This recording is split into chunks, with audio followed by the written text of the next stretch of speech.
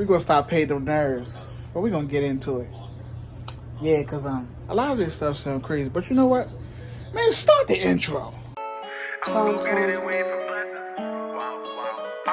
go get it, they waiting for blessings. I've been taking L's and I losses, they lessons. To get the money, I got an obsession. If trap is a sport, then it'll be my profession. Tell you the truth, I don't got no confessions. I don't know why, Lily, I feel aggression. I'ma go get it. Did what you see with the Steelers and you're talking with them color what you think might be going on in this situation? You know what? Ninko just had that himbo stat about how many times Lamar's been hit. In the Steelers' second game against Lamar last year, they sacked him 7 times. To me, that ties into what Mike Tomlin said in 2020 when he said, we respect him, but we do not fear him. Oh. Love a good Mike Tomlinism. But that, to me, sums up, I think, how the AFC North as a whole feels about him. This guy, he's still a very special talent. I'm not going to say teams have Lamar Jackson figured out. We are not going to walk down that path because I don't think you're ever going to have him all the way figured out. But they're not as scared of him, maybe, as they were his first couple of years here. The Steelers, Lamar Jackson is 2-3 against the Steelers. He is also 12-8 against the AFC North, completing 63% of his passes.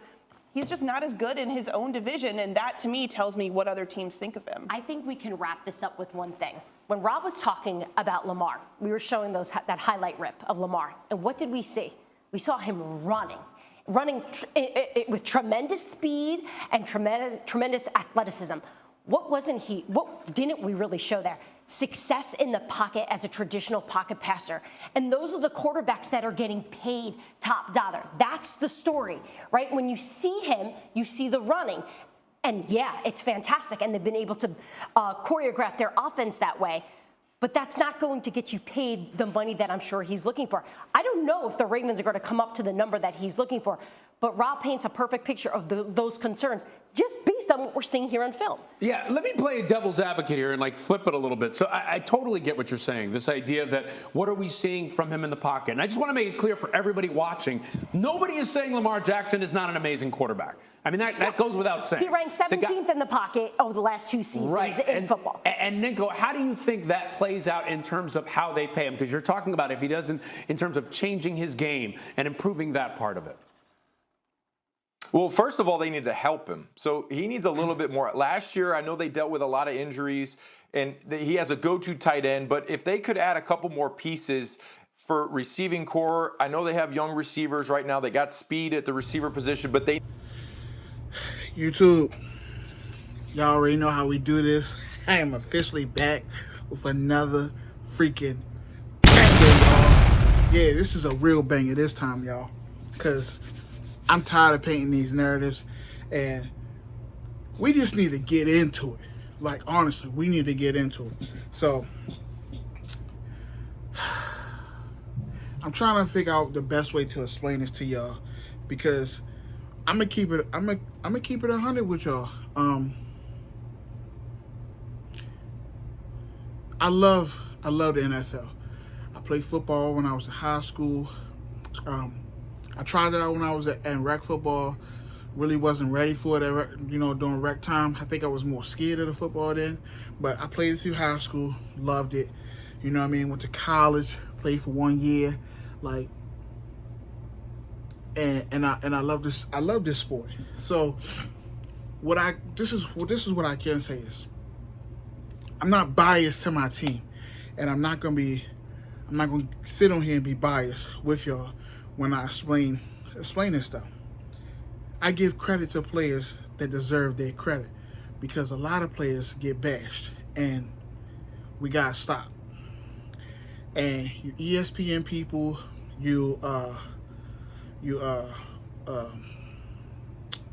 media people, all of that.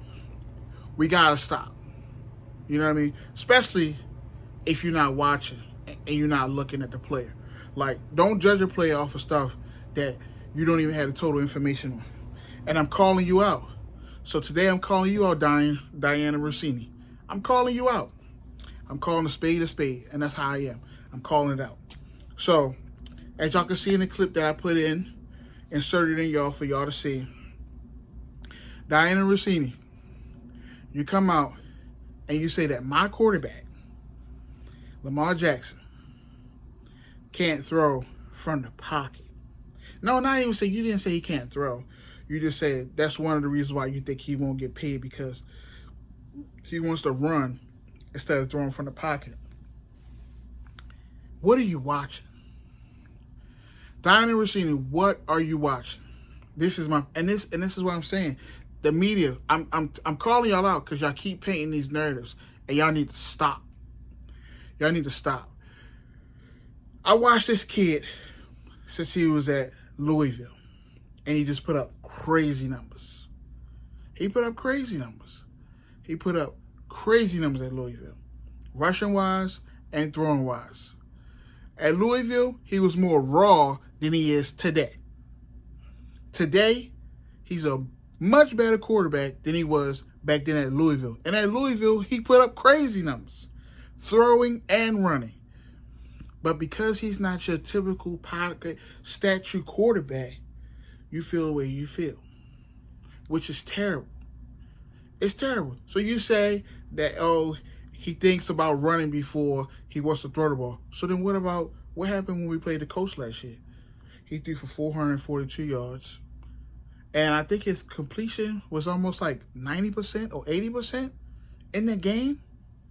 Straight in the pocket. He just diced up the Colts.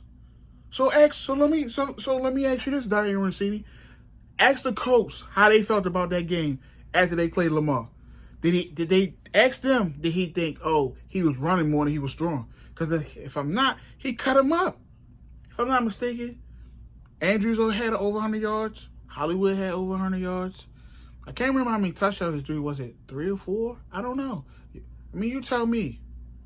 You tell me. So you say he couldn't pass from the pocket. Okay, so let's go back another game, because I'm coming off the dome. I'm not even sitting here going through and looking for stats and all that stuff, because I remember the games. Like I said, I'm a true fan. I go to the games.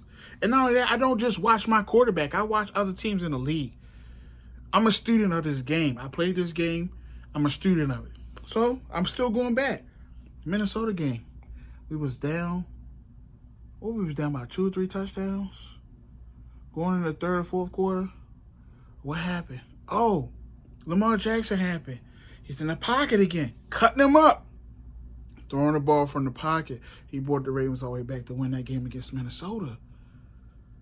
But hold on, Diana Rossini, because I'm really trying to get this. I'm going in. I'm about to go in, because he had like one of the worst offensive lines in the NFL last year, and he still was putting up crazy numbers from the pocket. So you talking about running from the pocket? He had to run for his life sometimes. He had Villanueva over there blocking for him who could hardly block. He had my grandmother blocking that left tackle. What you want from the man? He lost his starting left tackle after week 1. And he still put up crazy numbers. He still was doing his thing. He still had his team in first place of the AFC before he got hurt against Cleveland. They were in first place, not of first place of the AFC North. No, first place in the AFC, the whole entire conference. And then we lost 6 straight games after that. Yes, first place. What are you watching, Diana Rossini? What are you watching? Then the lady, I had a video talking about the Steelers and all how they not scared. Miss, check me out. You ain't gotta be scared. And I ain't even big on saying making you scared. You ain't gotta be. But I love when y'all come out and y'all have y'all takes and the way y'all talk about things and the way how y'all do. Just like Cincinnati Bengal fans, y'all talk and y'all talk and y'all talk and y'all talk. I love it. I love it. Just like when Joe Burrow came on, he talked and he talked. Let me tell y'all something. Y'all are the reason why when 2022 come out and my man come out and just cut the league in half, just light it on fire. Remember this. Y'all are the reason why he lit the league on fire. I'm not even speaking for this man, but even if I'm a football player, I don't need you to be scared of me. I don't. I'm not worried about that. Because what I'm worried about is what I'm going to do on the field, and I'm controlling myself. So I'm not feeding into you saying, okay, Mike Thomas said we don't feed him. I don't care about that. But what I do know is the more that y'all talk, the more I know he got a bulletin board for y'all, and he's gonna light it up. So yeah, Mike Tomlin, Mike Tomlin, they gotta be scared. Yeah, they sacked him seven times. You sacked him 7 times with a trash offensive line. You're talking about it, but it was last year with a trash offensive line. But it's okay. It's okay. Because quarterbacks that, and you can't sit here and tell me this here, because quarterbacks that have good offensive line and they be able to sit in the pocket and do what they want, they have better numbers, especially if they're a decent, good quarterback. But when you got a quarterback that's running for his life behind an offensive line like that, that's just a prime example. In the Super Bowl a couple of years ago, Patrick Mahomes was playing against Tampa Bay. He's a great quarterback. Patrick Mahomes is a great quarterback. And we know this. But he played against Tampa Bay, and they sacked him so much.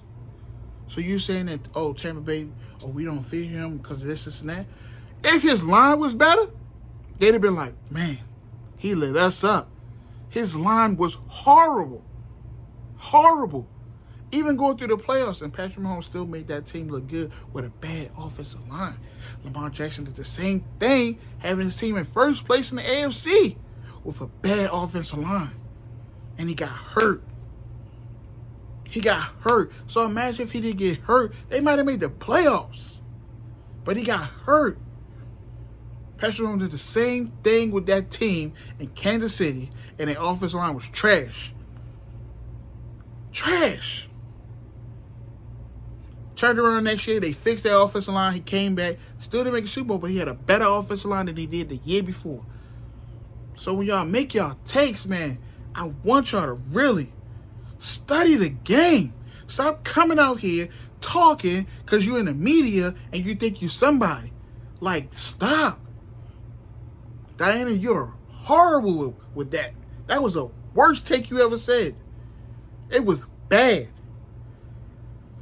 But we continue to paint these narratives on these players, and it's terrible. It is so terrible when you don't know the game. You're sitting here telling me that this man can't pass from the pocket. You're crazy.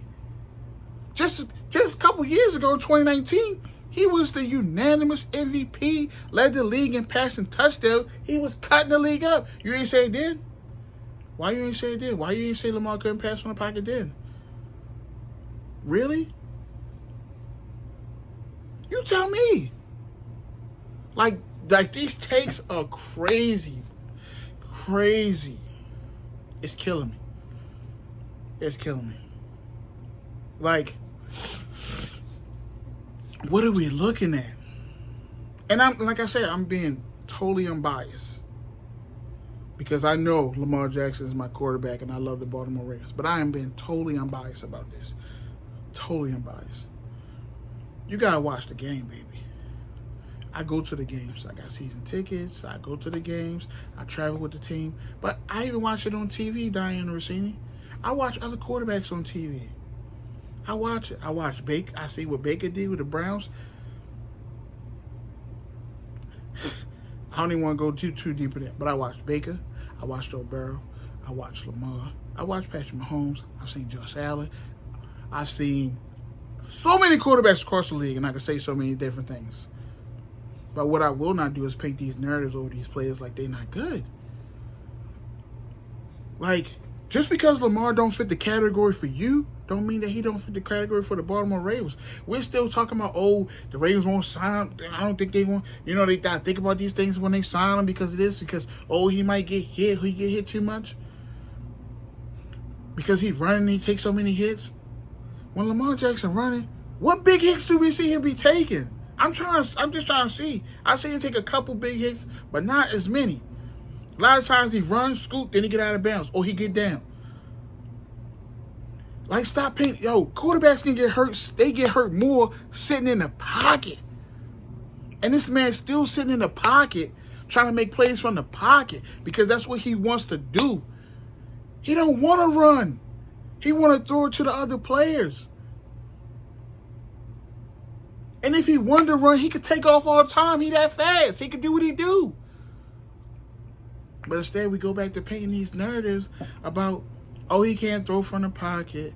Oh, he's not a traditional quarterback. You know what I mean? He can't do this. He can't do that.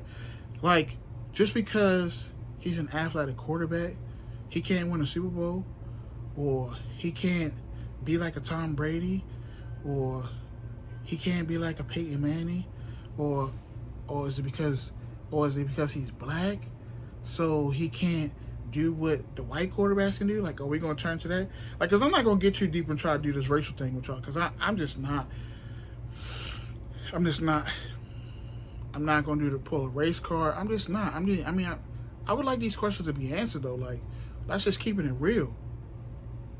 You know what I'm saying? Like, it's just so crazy to me that we get on television and we don't know what we are talking about, man. We don't. So, to the point where they said that that Lamar Jackson, they need to get him some help or something like the guy was explaining. I forget the guy's name. Sorry about that, but he was talking about how they need to get Lamar Jackson some help and build around him and stuff like that. So my point to that is, I'm not going to disagree to saying that. But what I am going to say is this. I've been watching the Baltimore Ravens for a very long time, and the Baltimore Ravens do a lot of the things that make your head spin, and you be like, why do we keep doing the same thing over and over again? We need to try something different. So what I do know about the Baltimore Ravens is we always sign these older free agents.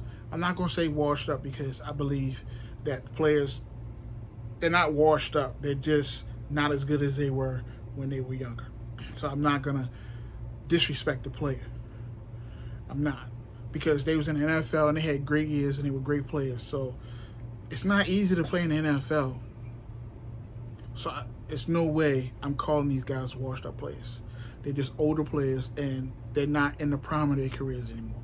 So, like I said, stop painting narratives. That's another narrative.